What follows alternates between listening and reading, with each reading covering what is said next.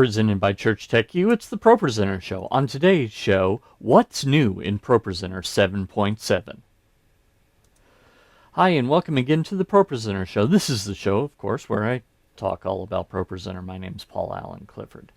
Before we get started, if you're excited about all the new features in ProPresenter 7.7, go ahead and give me a thumbs up, leave a comment, whatever, and we'll talk below.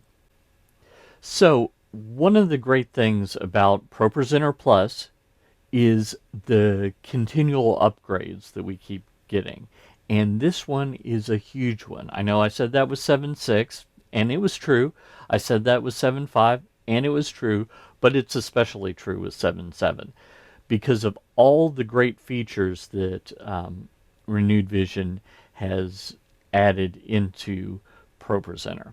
So, without further ado, let's head over to my computer and we'll take a look at just what all of those are. So, the first thing that I want to talk about, first off, you might see one of the first things that I want to talk about, and that's over here on the side where the clear buttons are. Used to be that if you clicked this, it would clear everything. That doesn't have to be the case anymore. So if you right click on configure clear groups, then you can clear certain layers and not others. And there's space for 5 of those presets right here. You can add more, but they're just all accessible right here. So that's thing number 1. Thing number 2 is that if we go down here, and yeah, I've got the live stream showing. So before, if you wanted the main output, here, that's actually not the one I want to show you. If you wanted the main output to have, let's say, a different color on a certain word, and you wanted that to carry on over to a secondary output, then you had to do some interesting stuff. And I've got a tutorial on that. I'll leave a link to that tutorial below should you be in the strange circumstance where you don't want this to happen, because it happens by default now. But it's now the case that you'll notice that this is kind of in the main part, this very similar to here. And now, if we go down to the live stream screen, you'll notice that it carried on over. I didn't have to do anything special. That's right there. Along the lines of that, it's also the case that it used to be the case that builds did not carry on over. Well, now they do.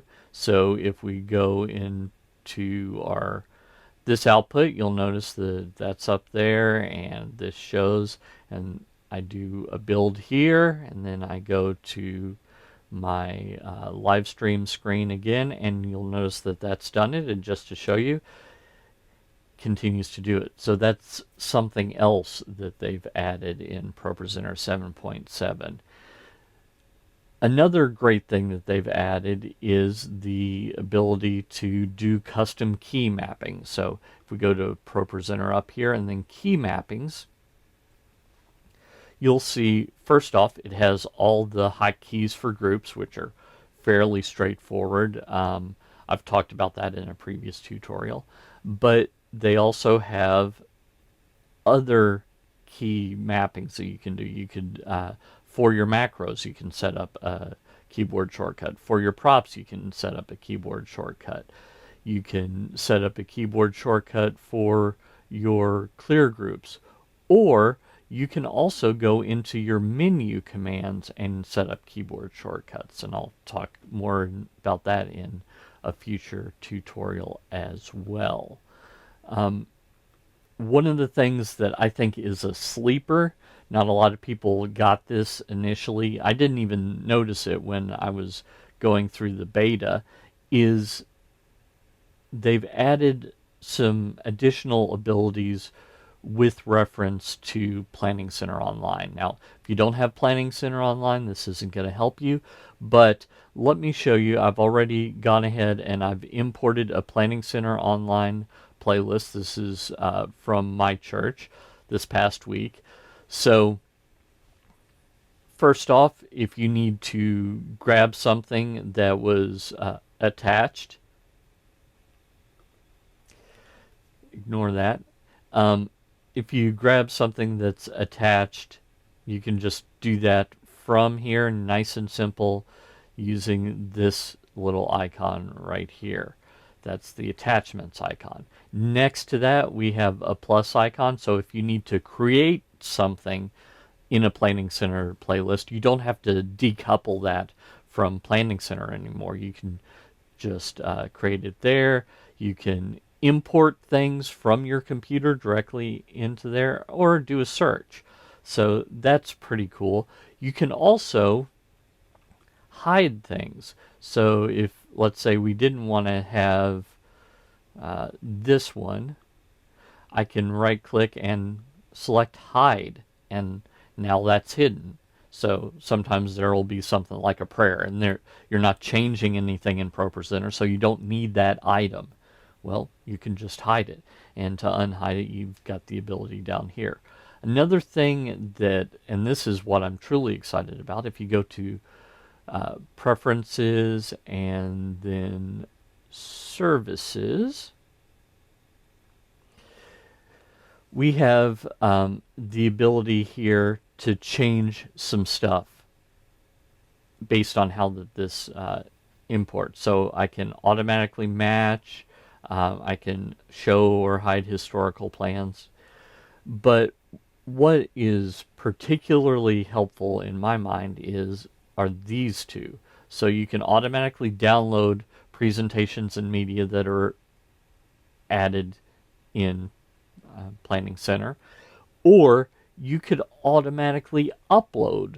So this enables you to do some collaboration. If you've got Planning Center online, let's say the pastor or an administrator creates the sermon notes, then that can automatically be attached to Planning Center Online from ProPresenter, and then the tech person can download those automatically, and vice versa. So, you know, if you're creating a song and you want to make sure that the worship pastor has that song, you can upload to Planning Center Online from here. So it adds collaboration in a way that ProPresenter hasn't had before.